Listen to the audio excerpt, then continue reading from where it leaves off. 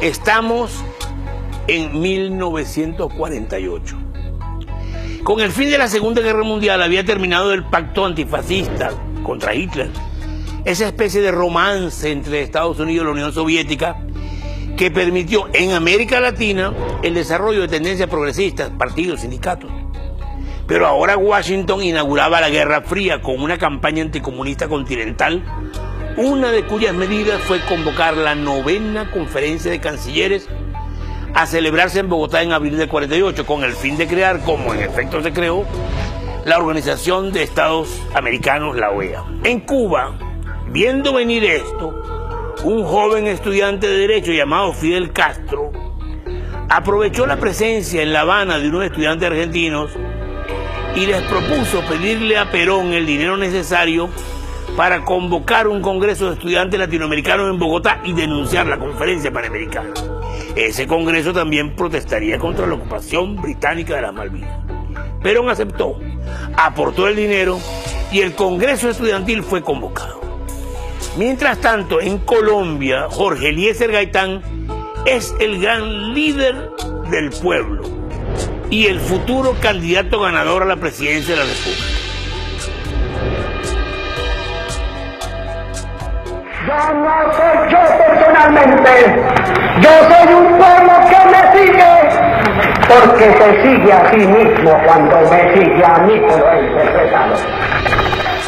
Es un fenómeno político. Eso preocupaba a la oligarquía y a los partidos tradicionales, secretamente de acuerdo contra ese hombre que decía: el hambre no es ni conservadora ni liberal. Suele decirse que el asesinato de Gaitán desencadenó la violencia en Colombia, pero no es cierto. Ya existía una gran violencia permanente de la oligarquía contra los sectores populares, mucha matanza de liberales por parte de policías y sicarios del gobierno. Lo que cambia con el asesinato de Gaitán y el Bogotazo es que el pueblo por la primera vez responde a la violencia con violencia y va a seguir respondiendo durante 60 años con diversas formas de lucha armada. El 7 de febrero del 48, 2 meses antes de morir, Gaitán encabeza 100.000 personas en la Marcha del Silencio para pedirle al presidente Ospina Pérez que cese la matanza. Y una semana después, el 15 de febrero, en el entierro de 20 liberales masacrados en Manizales, Gaitán se pronuncia nuevamente por la paz. Pero los asesinatos continúan y el 18 de marzo Gaitán rompe con el gobierno y exige la renuncia de los ministros. El presidente Ospina Pérez responde nombrando canciller al más odiado político, el conservador y fascista Laureano Gómez, para que presida la conferencia panamericana. Y lo primero que hace Laureano Gómez es vetar a Gaitán en el evento que comienza el 30 de marzo. Los estudiantes recogen el reto y proponen que Gaitán sea quien clausure el 10 de abril su propio congreso. El fatídico 9 de abril del 48 al mediodía, Gaitán decide ir a almorzar a un restaurante cercano.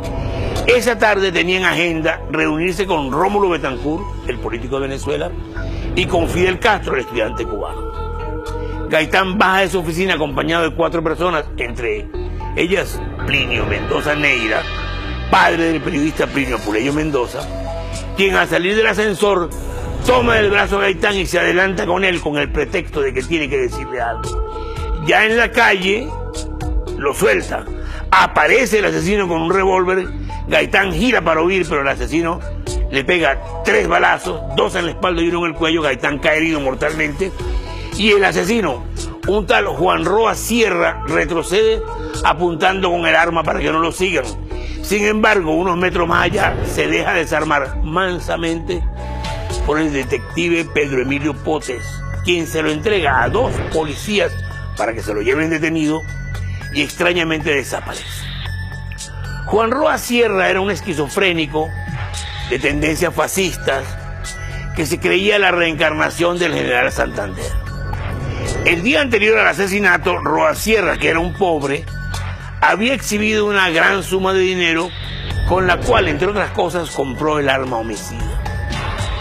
Mientras Gaitán, agonizante, es llevado a una clínica, los policías que llevan a Roa Roja son rodeados por una multitud que, según relata García Márquez, testigo presencial, es agitada por un señor comillas, vestido de gran clase, una piel de alabastro y un control milimétrico de sus actos, que dice que hay que matar al asesino. Rodeados y amenazados, los policías se refugian en una barbería. Allí el dueño le pregunta a Roa por qué mató a Gaitán y este responde que no puede hablar porque son fuerzas muy grandes. Finalmente la gente se apodera del asesino, lo matan a golpes y arrastran su cadáver desnudo hasta la presidencia de la República.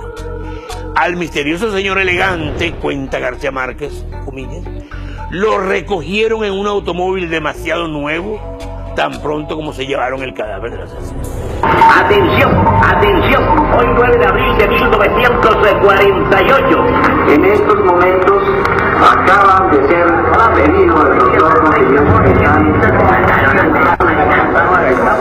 mataron el padre de Colombia.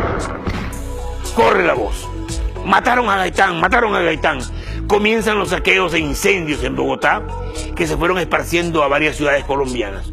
Se incendiaron tranvías, autos y 142 edificios, oficinas, hoteles, iglesias del centro, incluyendo la gobernación. Algunas unidades policiales se unen a la revuelta y reparten armas al pueblo, mientras las estaciones de radio transmiten llamados a la revolución.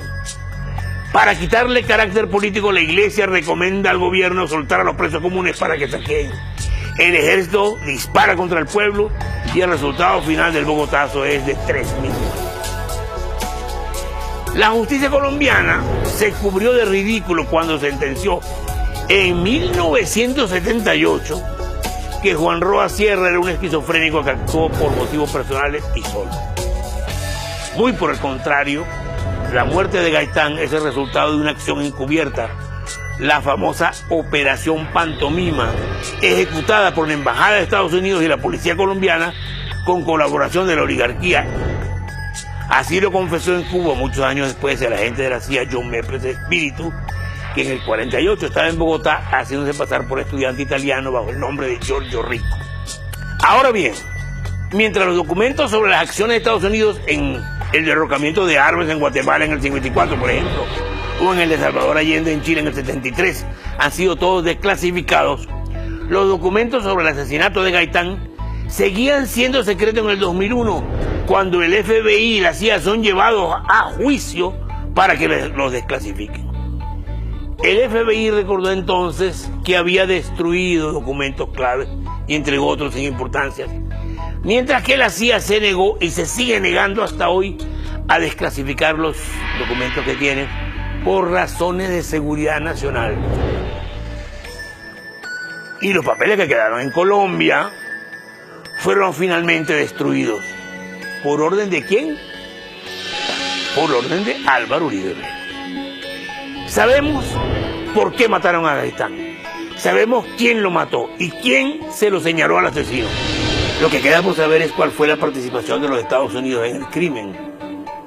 Pero todo indica que eso seguirá siendo, por un tiempo, para ustedes y para mí, otro misterio de la historia.